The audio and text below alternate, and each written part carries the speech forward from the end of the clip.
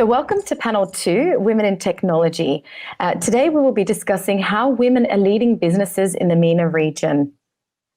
So the statistics show that in the UAE, 70% of university students are female. However, only 25% of those graduates ever enter into the workforce. And this number drops drastically and even further as we reach C-suite positions. So today we're going to hear from women that are leading the charge. These women are entrepreneurs, leaders, and enablers that have really been active and successful in terms of creating an impact in the business and startup ecosystem of the Middle East and North Africa regions. So today we have with us leading the panel discussion, Dr. Tarifa Al-Zabi, Acting Director General at the International Center for Biosaline Agriculture. We have with us Rola Abu Mane, the Chief Executive Officer at Standard Chartered Bank UAE. Ms Anwar Al-Shimari, Chief Innovation Officer at Ministry of Energy and Infrastructure, and Claudia Masay, CEO at Siemens Oman.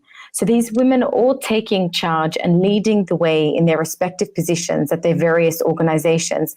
And today we will hear from them about their challenges, as well as what strategies they've implemented for promoting women enterprise development and driving the growth and economic development of their respective organizations. So today what I'd like to do is just begin with the conversation and asking these ladies to introduce themselves, tell us a little bit more about their backgrounds, and then go into the questions that give us more insight into how they came this far, how they've been, what contributed to their success, and what are their current positions in their current organizations and how they're really leading that charge. So what I'd like to do is maybe start with Ms. Rola.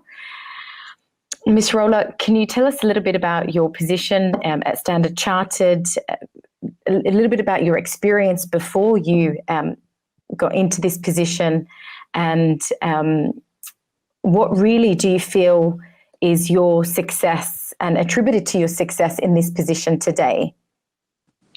Thank you, thank you, Surya, and thank you for inviting me today for this panel. Well, my name is Rola Abu Mane, and I'm the country CEO for Standard Chartered Bank. I have joined the bank over 2 years ago, although I have over 26 years of experience in banking. Previously to Standard Chartered, I used to be in First Abu Dhabi Bank. And this is where actually I started my banking career, way out from university. I graduated from UK. I did a degree in operational research. So I did not do banking. But when I finished university, I think I always knew that I wanted to come back and do something in the field of finance, given what I had studied. And banking was a natural. I went in as an undergrad trainee and worked my way through all the way from branch banking to international banking, and then my last few years was in the corporate and investment banking space. And then after that, I joined Standard Chartered as my only and first international appointment. What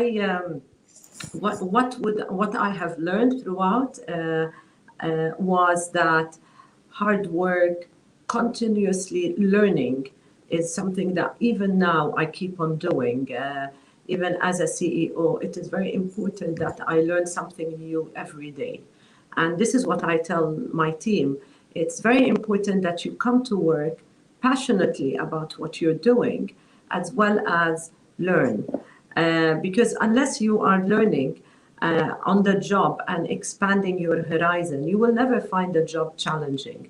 So for me, I have to be challenged on the job, learn, and I'm a people's person. So it was important that my interaction is always with the people with me.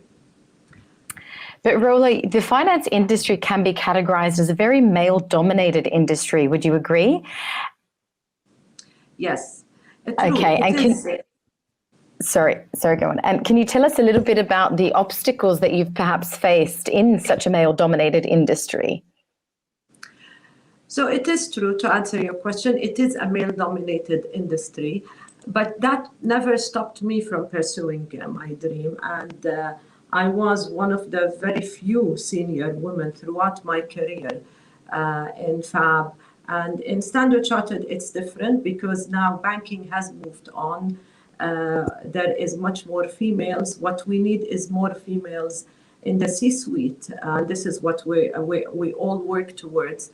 But I would say I was really lucky enough to have great leaders throughout my career, and work with truly inspiring leaders. So, and I now aim to pay it forward by mentoring, supporting, and creating opportunities for aspiring young leaders for them to make the change they want. You have to show that you want leadership because you require leadership skills as you move up the ladder. And for me, it started when I was in school. I used to be the captain of certain games, so it was naturally it came to me leadership, and it does require a lot of hard work, and you need to always keep reinventing yourself, staying relevant, and be confident. And this is what we require more women to be in the field of banking. And I think slowly, we're getting there. We're seeing more and more women enter banking. In Standard Chartered, we already we signed a charter. We have a commitment, a top senior female, we should be 30% by this year, and then by 35% by next year. So from that angle, we focus a lot on female in senior positions and how to holistically expand their career. Great. Thank you so much for that. So what I might do is take the conversation over to Claudia, because Claudia, you're the CEO of Siemens. So by contrast, you're more focused, in the technology sector as opposed to finance. So can you tell us a little bit about your position at Siemens, what you do, and then your experience so far to date as a female a business leader and entrepreneur too. I understand that in your past you've been a co-founder of technology companies. So tell us a little bit about your background and then set the scene for us in your respective organization. Absolutely. Thank you again, Soraya, for inviting me today to this great panel, and hello to everyone watching us. So my career, basically talking about male-dominated environments, I think I have ever since I joined college back in Brazil for an aerospace engineering degree. That was already a male-dominated environment. I had to go through military training my first year of college with the Air Force, so that is another male-dominated environment setting. And ever since, growing up in this area, I think for me it just became kind of like a normal thing to deal with. And my interest for technology comes exactly because I studied engineering, and I did that because I simply liked a lot math and physics. And going forward, I decided to start my career actually in a strategy consulting, because I had a dream of building an international career, and doing that with the business is a little bit faster, or you can change countries in a faster pace than you can do with any academic or engineering related role. Nevertheless, after a few years in consulting, I decided to go and get a business education and pursue my MBA in the US. And after that, I wanted to combine both sides, combine the side of knowing what science and engineering is about with the business aspect that I had just studied. And I actually interviewed for a few roles within engineering companies, and I ended up getting a job with Siemens. However, in the middle of my MBA, I co-founded an education technology software as a service company in Brazil. And before joining Siemens, I actually went back to my home country and set up the business. And once the business was up and running, I left it running by my co-founder, and I went to Germany to join Siemens at that point. And I had a number of roles with Siemens in spanning a few countries. So worked in Germany, Denmark, Portugal, China, and now I'm currently in Oman for the past 3 years. And basically there, Like there are a number of aspects that I could compare from the tech corporate world with the startup tech world that bring like a lot of different flavors to both fields that are helping to advance society. Can you tell us a little bit more about that, though? Because often we find that women are either in the corporate space or they're in the startup space, whether it's tech or other industries. But you've had the benefit now of both those experiences. So can you tell us what the challenges have been in both of those, and whether there are any disadvantages or advantages to women being in either of those sectors, whether that be a tech startup or corporate space? So I wouldn't necessarily say that it is gender related. There are definitely different challenges. So to name a few, like if you're in a startup space, for sure you have a lot of the perks of getting normally a team that is very motivated, because most likely everyone who joined the company, especially if it is a company in the first 3 to 5 years, everyone has this dream of building a unicorn, or of maybe going for an IPO, or building something that is going to grow and conquer more markets and so on. So there's definitely a very big motivation. You can easily get all of the employees as shareholders, because many times people who join startups, they don't get big salaries, so they get equity as part of their compensation, and therefore they really feel like if I put more effort, it's for my own benefit. So you can easily get a culture that is built by every single person. So every single person you hire really impacts the culture of the company. So every single hiring choice has to be really well made, because otherwise you can just take the whole strategy or the whole culture somewhere else, right? So these are like some of the let's say intricacies of being in a startup, along of course with some more challenging parts, which is like the risk that you take. In our case, we were bootstrapping, and I was financing the whole operation for the first couple of years, and therefore, you have no like you're not sure that if you're ever going to get a return on that, and maybe you're just investing your time and money, and everything goes away. And that is actually most of the cases with startups. Most startups actually fail. So this is definitely something. And also when it comes to risks, many times as a first-time entrepreneur, you may not even know what you're getting involved in.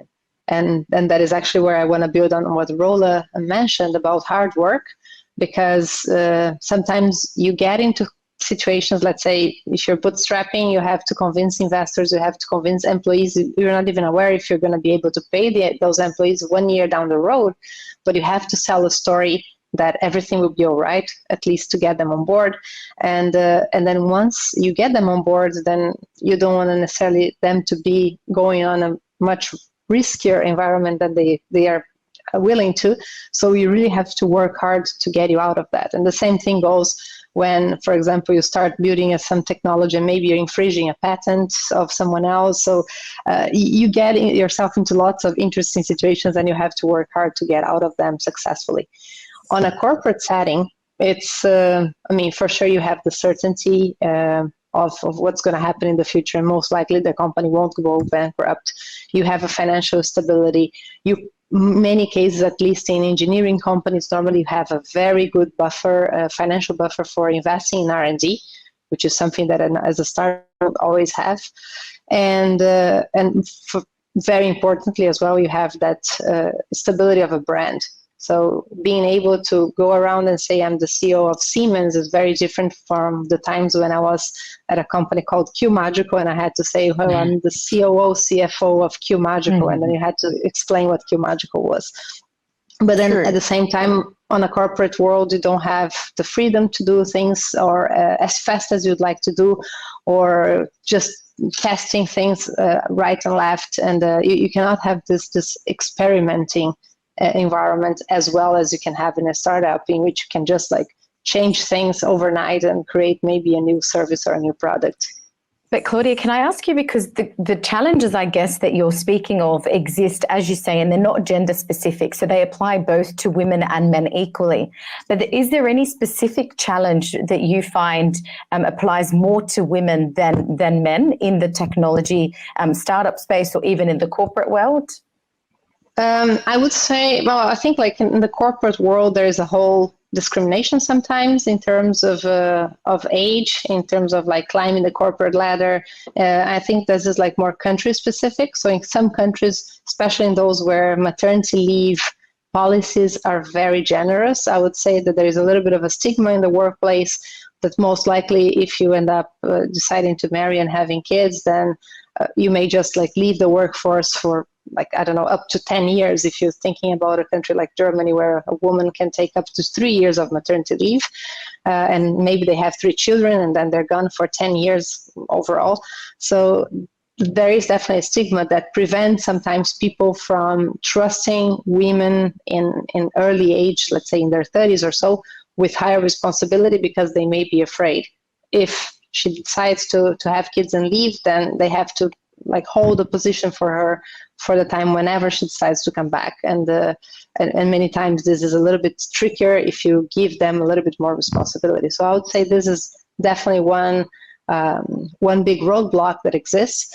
In terms of a startup, I think funding for sure is, I mean, if you look at the numbers, there is like way less female founders or co-founders who get funding for their ventures. And I think depends again on the country, but some statistics shows that like less than 5% of VC money goes to female-only companies. Then, of course, when you get a founding team consisting of both male and female, that evens a little bit up. But still, there is way more money going to male-only founding teams. But that's also maybe a little bit of a consequence of having a lot more men dedicated to founding companies. But nevertheless, that explains part of the gap, but doesn't explain the whole gap. Sure. So you think part of the reason why VCs don't invest in all women startups is because of the responsibilities and the obligations that they have, and it's just, is it that they're less vested? Is it they let work? What do you think is not the reason necessarily. for that? So the way the whole fundraising process goes, it's a lot of relationship based. And I think at the end, you have like, especially if you think of Silicon Valley, for instance, it is a very big men's club sometimes. So you just like happen to, as a man, you happen to maybe get easier access to like the decision makers than you would necessarily have as a woman. Like maybe as a woman, you would have to start like getting the relationships one by one. And there is definitely a little bit of bias in both corporate and startup worlds of the mini-me. So people who try to find others who resemble them a lot. And then in this bias, it goes definitely that a man ends up funding a lot more companies founded by men, other than just looking for like a company founded by women. And that's also why I believe in any setting, I'm a big believer in quotas, because I believe when you put a quota in place, you actually force people to go beyond. I don't think you then necessarily benefit people who are not competent. I think you just force them to go look beyond the first natural choice that maybe would be a mini-me type of option. Fair enough. Really good points there. Thanks so much for that, Claudia. What I might do now is bring Ms Anwar into the conversation, because Ms Anwar, you're in technology also, but you're in a little bit of a different setting to, say, Claudia, which is the corporate and startup space.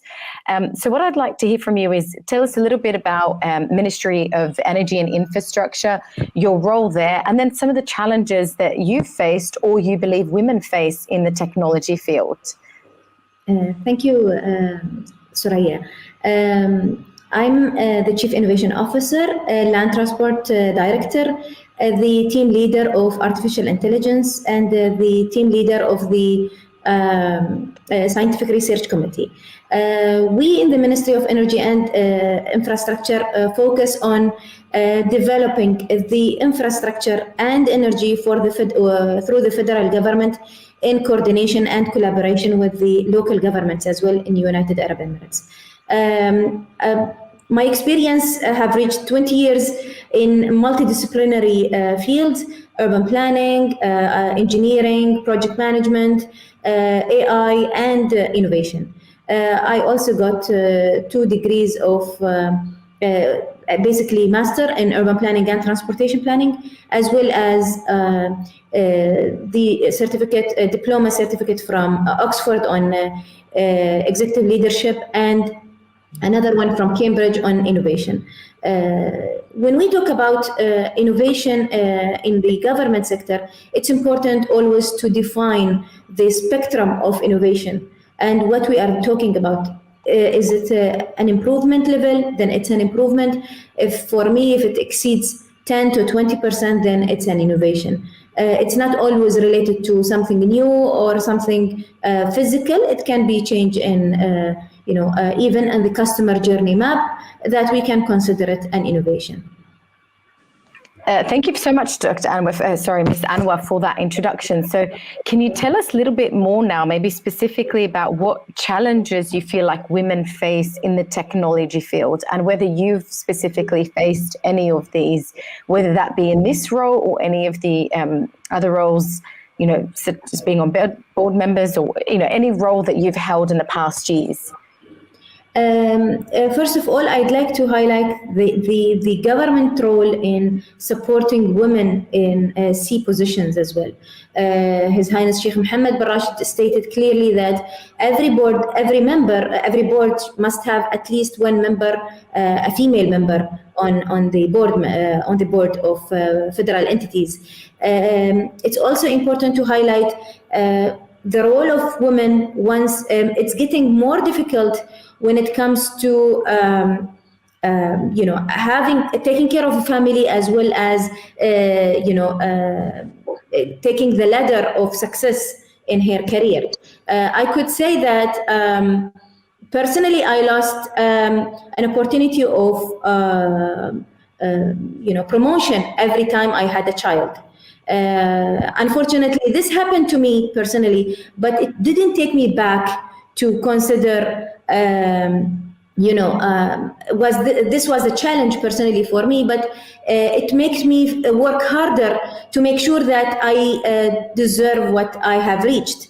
And when we talk about challenges, and women can take care of multi things on the same time. So this is an opportunity that we can grasp, and we can focus on. So it's always related to what do you want to focus. For example, considering multidisciplinary career, focusing on different things that will give you the bigger picture, holistic view. This is also supporting your career in general. When it comes to technology, my background is not IT, but I'm part of STEM, field. So STEM is really crucial when it's related to women because of many aspects. Some of them has been mentioned by Claudia, some I have mentioned earlier. So when we speak about engineering or technology, it's always about understanding what do you want, what field do you want to focus on, what are the requirements that the entity or the project require, and also where are we going. As a government, we are focusing on the coming 50 years plan. So we have already stated where do we want to reach, what to focus on. Very important to highlight that these challenges is not only related to a person and personal level. It's also related to the building the right momentum, having the right team, having the right curriculum, or the aspect that require you to reach what you want for the coming years, basically. Thank you, Ms. Anwar. So what I'd really like to hear is more about how to actually do that. So building the right strategy, building the momentum, as you say, and developing the right team. But as a woman who's got, as you say, multiple tasks that you need to be focused on at the one time, competing priorities like your family, the workplace, your position, and trying to build your career, how do you do it? It's easy to say work hard, right? So most women are always giving that advice, work hard. But what does it take to work hard? Is it long hours? Is it sleepless nights? Is it deciding to have no more babies and just focus on career 12 hours a day? Is it, do you have to compromise one over the other? What does it actually mean? What are practical tips that you can give to the women who are going to listen in onto this conversation and who are aspiring to be in positions such as yourself? Personally, I had a huge support family support is really important in this. Because if you don't have the support, you will always have this guilt of being not able to, build yourself and build your family. So a huge support from the family is crucial. The second thing is to plan. Always have a plan. So I always have a target of having an important, training or a course that I take every year. It can cost, three digits dollars. It can cost more, but for me, having this would definitely impact my career and develop basically my experience. Another thing is also to understand your career requirements and where do you want to reach. So if you have in your mind that you want to reach something in 5 years, you have to plan for it. So you have to draft the roadmap. You have to create a small short-term plan, medium-term plan, and long-term plan. Sometimes you deviate from the plan. It's not easy to stick yourself to the plan, and many external issues or many external changes happen that will be big variables to your plan. But you try always to be agile and make sure that you incorporate these changes. It's not easy. It's easier saying than practicing it. But with time, your sharp skills will develop. You will be able to manage this change quicker and faster than what you expect. So, and that's what, to be frank, one of the things that I have went through is I have worked on the local government, private sector, and federal government. So getting this also understanding or where to bridge the gaps between these sectors, how to make sure that you understand what is hidden behind what you don't see, basically. You don't need to know everything, but you can see I could say the spectrums to understand where this would lead you to. It's also about what's in it for you. For me, I always believe on expanding knowledge. So innovation adds to the government as well as to my knowledge, as well as knowledge related to technology. So I'm not related to IT directly, but I have worked in digital transformation, robotic projects, project management, automation, and so on. So it's not easy to get all of this together unless you have the will and you are eager to learn more and more. Excellent. Thank you so much. I think we really hit some good points there, because I'm sure the women that are going to be listening to this are going to have those questions. And I'm sure they've heard many panels before where it's women speaking about their experiences. And, we say things like, hard work will get you there, or focus on the task, or, plan. But I guess you gave us some really good insight into that. So what I want to do is go over to Dr. Tarifa now, because Dr. Tarifa, of course, you're a doctor. So what that means is you had to spend a considerable time and dedicate yourself to your field. So what I want you to do is just give us an introduction about your field, what you do, and then how you've consistently tried to develop and empower, as I understand, youth in the roles or in higher education, and also talk to us about the area of agriculture, which is quite, I guess, a developing space at the moment. So I'd love to hear more about that from you. Well, first of all, thank you for having me here. It's quite inspiring listening to all those women. I am inspired for sure, and I hope that our listeners today will also be inspired with this wonderful talk. My journey started in higher education. So I studied business, and I've had my MBA, and then I wanted to work in education because I always wanted to influence young souls. I had challenges choosing my career. I didn't know what I wanted to study. I wasted 1 year trying to figure out what I wanted to do. And therefore, I said nothing better than learning from my own experiences to try to inspire and help others who are studying. So I joined the university and I spent 20 years working for higher education. And It was a blend of teaching and being a part of the classroom's development and being part of student affairs and student engagement. And then it was rewarded by being a president of one of the government institution here in the UAE, which was the same university I graduated from. So it was really more of a journey of a give back than just having a job or a career. Great. Okay. I guess she heard you.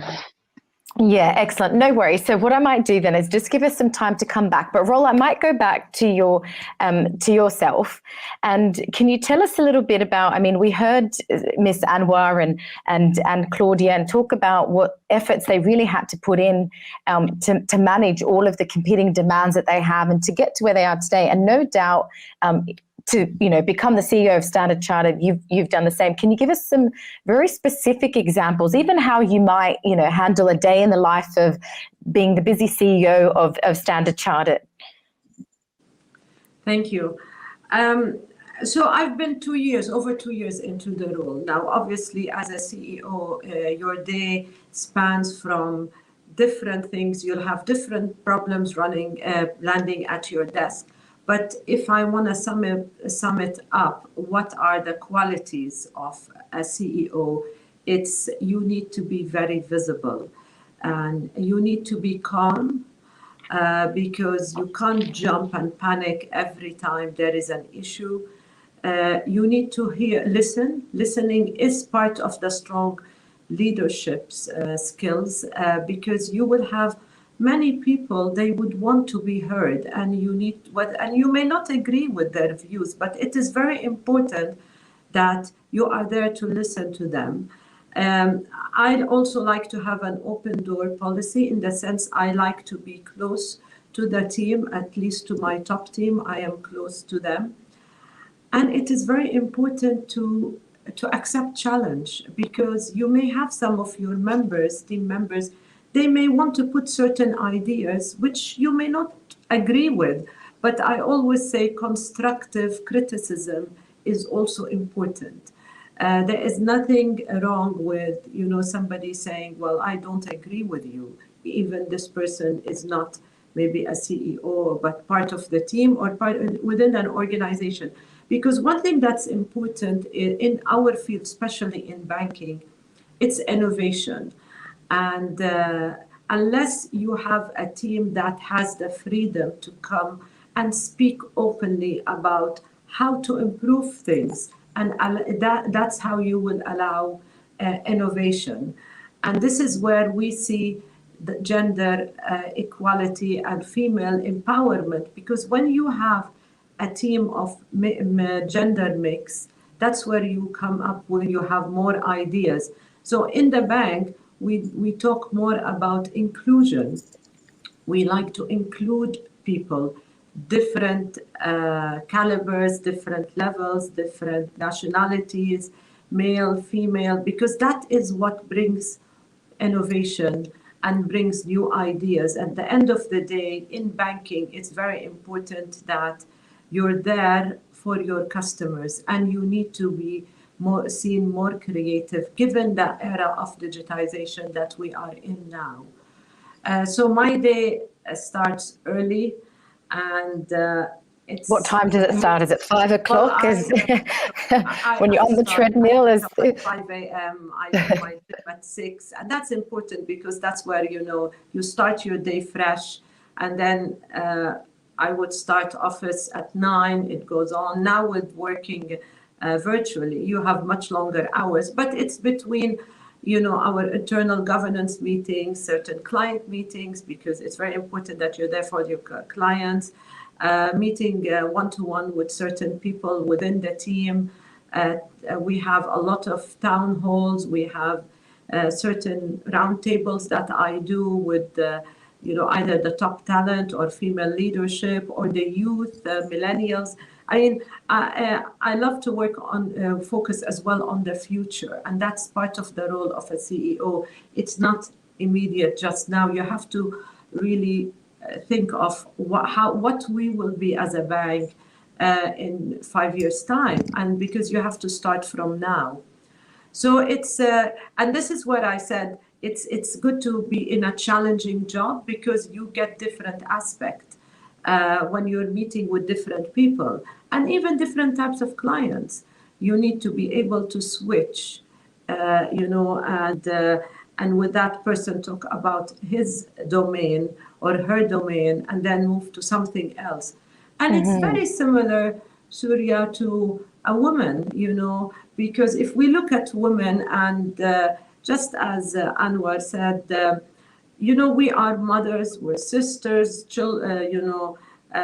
wife, and then we also have, our work. So your personality changes and priorities as you move from your home to work and back again. And this is where, with women, I would say we're very good in multitasking. And if you multitask properly, you're organized and you're calm. And obviously you have the support of the family. That's how you succeed. It is a lot of hard work, but and it's measurable because it's very important that you measure every step that you take. So I think Dr. Tarifa is back on. Oh, Dr. Tarifa, you are. Okay, no worries. I'll come back to you in just a moment. Roel, I wanted to ask you one last question before I go back to Dr. Tarifa. So you were selected as Middle East Power Businesswoman by Forbes Middle East for 2 years in a row. So if you had to sum it up and tell us a single word or tip, what would be the reason for you being selected as that for 2 consecutive years? What do you think it is? Is it the remaining calm in the face of chaos, or is it something else that you would attribute to it? I would say it's making an impact. It's very important that whatever you do, you have an impact on the organization or the people. And that comes with being visible.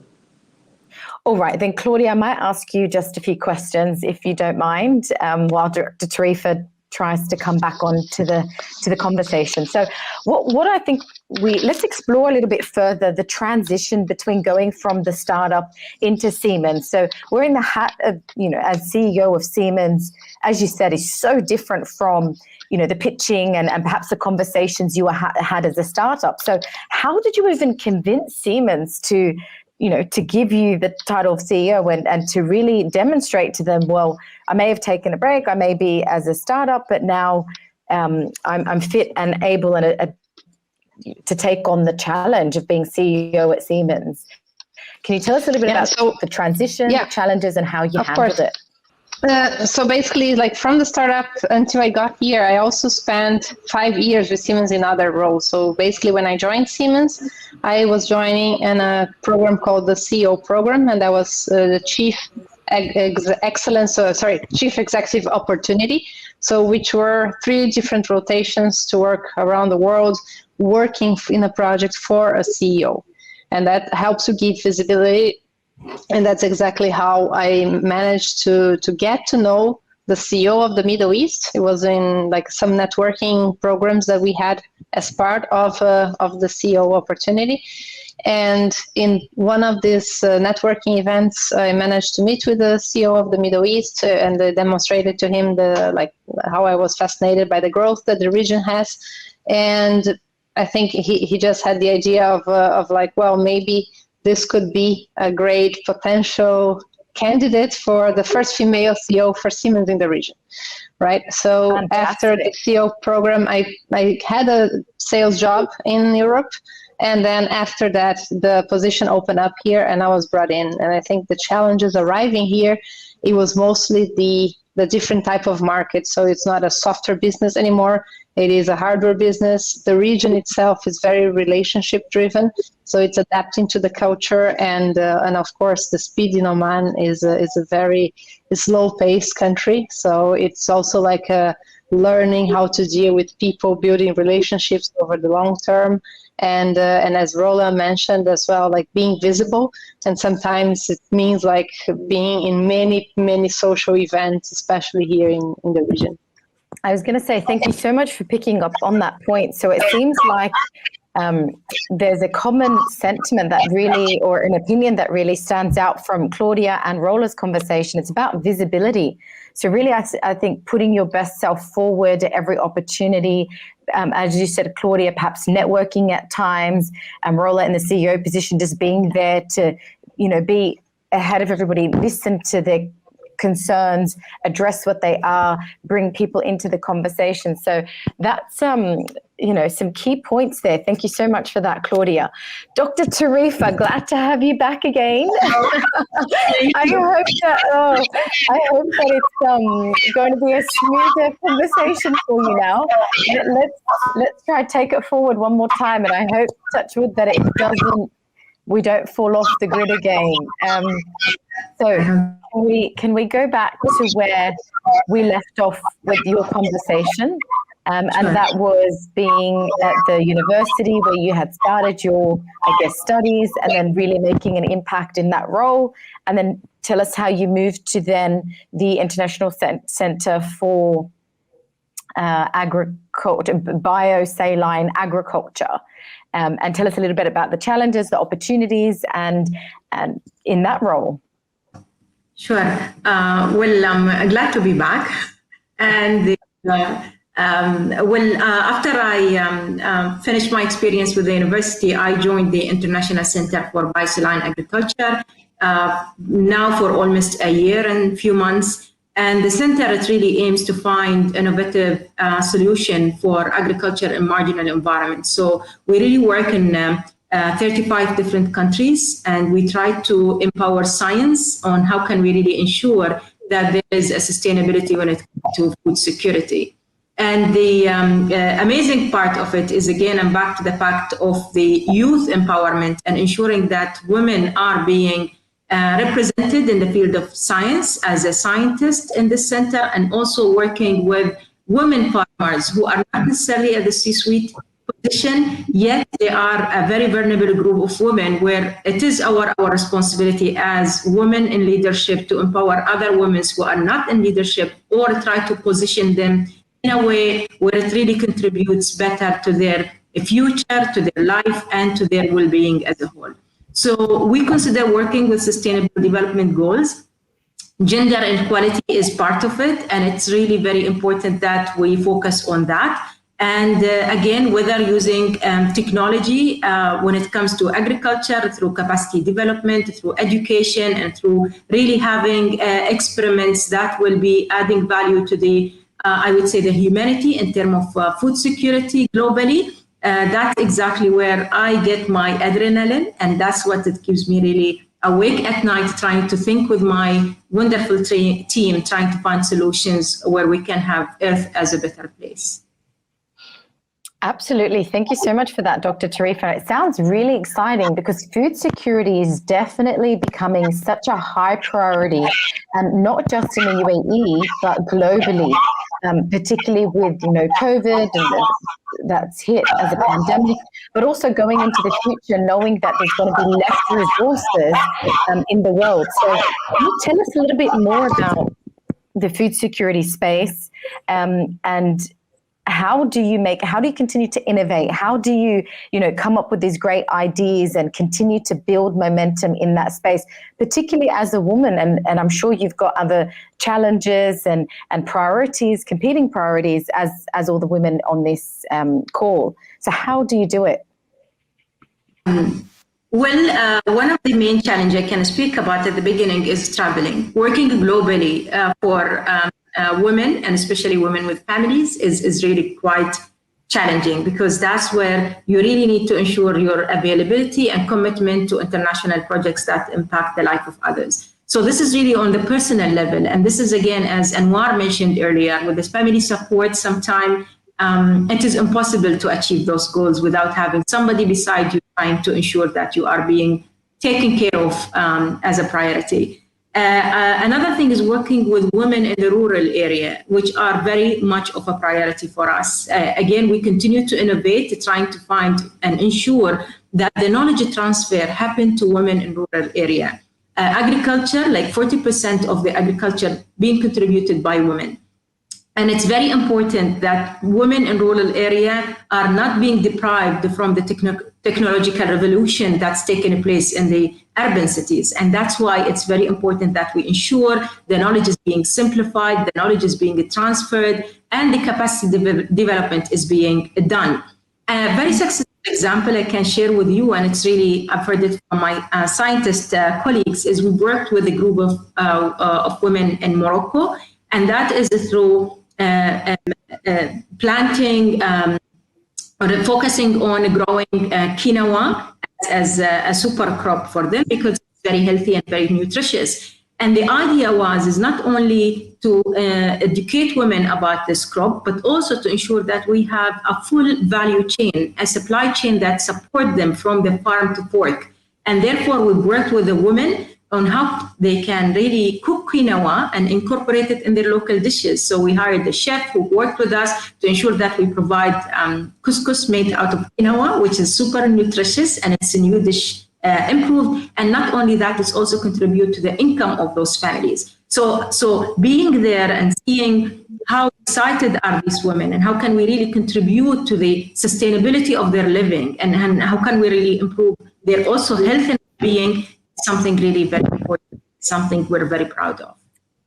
Thank you so much for that, Dr. Tarifa. And I guess you really echoed the point that Rola made about making an impact. And so that seems to be a very key issue and a key point in some of your success stories, whether it's Rola, Dr. Tarifa, Ms Anwar, or even Claudia. It's how do you make an impact in the organization that you're in, and how that impact, I guess, helps you to keep on going, to keep inspired in your own organizations personally, and then to help those around you. So thank you for that point. I think that was an interesting point, and I guess one that is women should really be mindful of, regardless of what industries they're in. What I'll do is take the conversation back to Ms. Rola, and then we'll hear from Ms. Anwar again. And then I believe we have to wrap it up because I can see that time is almost up. But before we go, Rola, you talked about, maybe we can pick up on the point of impact again. And can you just tell us a little bit about the impact that you feel that you've made within Standard Chartered, just to inspire some of the women that will be listening in on this call? How do you make it your ambition or your goal to continue to make an impact in the organization that you're with, knowing as well that there are always these competing deadlines or competing priorities that you have in your role as the CEO? Thank you, Surya. Well, first of all, as a CEO, you need to have strong leadership skills, you need to be visible, and you need to set the strategy and have a vision. So any CEO that does not have a vision or there is no clear strategy will not have his or her people really rallying with one motive. Where are we going to take this institution? So it was very important that everybody aligns on what we want to do or be as a Standard Chartered. Now, the bank has been here for 60 years. It is the UAE is not new for Standard Chartered. It has deep roots in the Middle East, within the region, and overall it is a global bank. But yet, it's as somebody that comes in, it's very clear that you communicate your strategy, and you have your people need to align with you, and this is the first thing you would do. So communication is key. On the business side, and then you will need to communicate about, in general, about the people strategy as well. As a bank, we do a lot for our people when it comes to gender diversity, while we support Women's International Day, it's a very big thing for the bank, but we also at the same time support the men in the bank. So we celebrate Men's International Day on 19th of November. So it's very important to be inclusive. And that's how you bring everybody along with you in terms of what is the vision to be delivered for the bank. And it's not a short-term one, it would be something minimum 5 years. So from that angle, you need to define this. At the same time, when it comes to the internal policies and procedures of the bank, it needs to be holistic and aligned as much as possible for the people. You want this place to be an employer of choice. So when it comes to what we do for the women, how we drive, the women agenda in terms of, having more women in senior roles.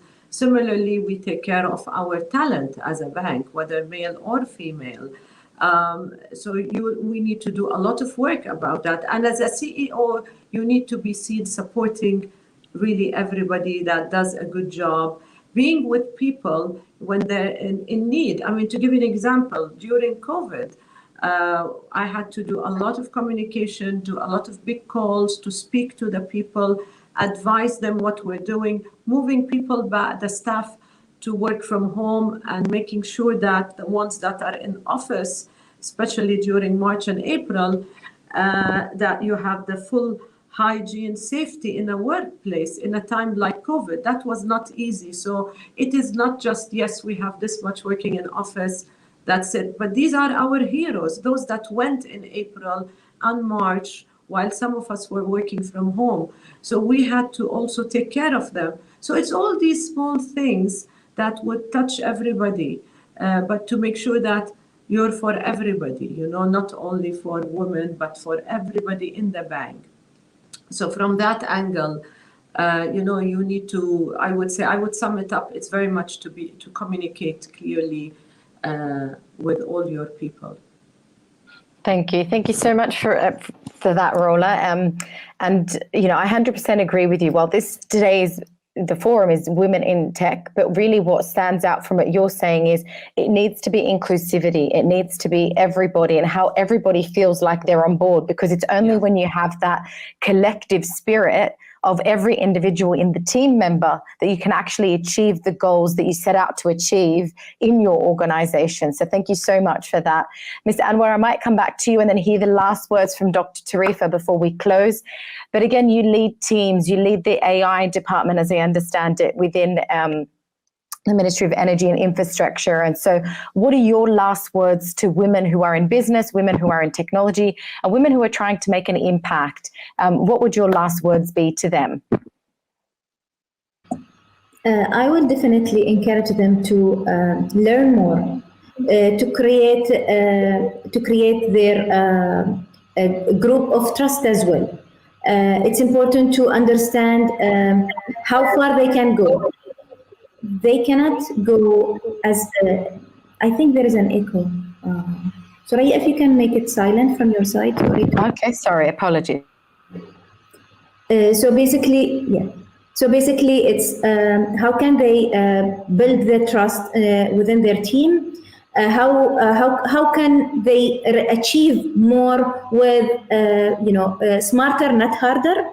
How can they achieve more? And most important, to highlight, to focus on changing the mindset, creating better understanding of what kind of data they need to create, because I believe that data is really crucial in the age of technology.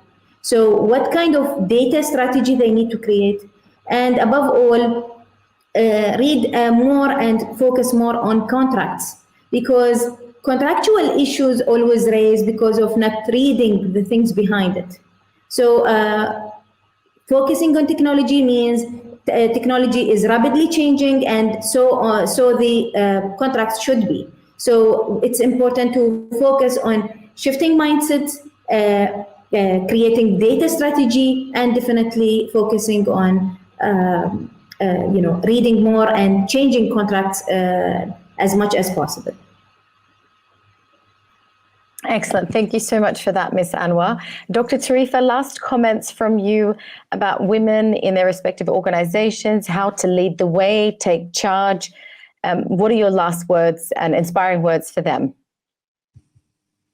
I would certainly agree with Anwar. Lifelong learning is very important to continue learning and continue not only learning from books and institute, but also learning from role models. Surrounding yourself with the great mentors and observe what other people are doing. I think it's very, very much important where we can really learn on daily basis. Besides that, the key two skills that never underestimate the soft skills and the power of emotional intelligence, the power of resilience and agility. Again, COVID proved to the world how important is resilience and agility. So is for a human being. I think we need it at most, especially for our well-being and emotional being at the same time.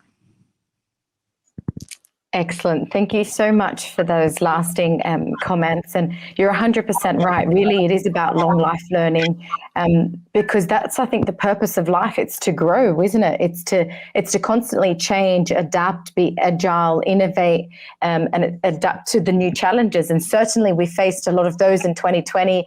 We don't know what's in store for us in 2021, but so far what we can see is the ladies that we have on the panel today that have joined us have done an absolutely amazing job, and may they continue.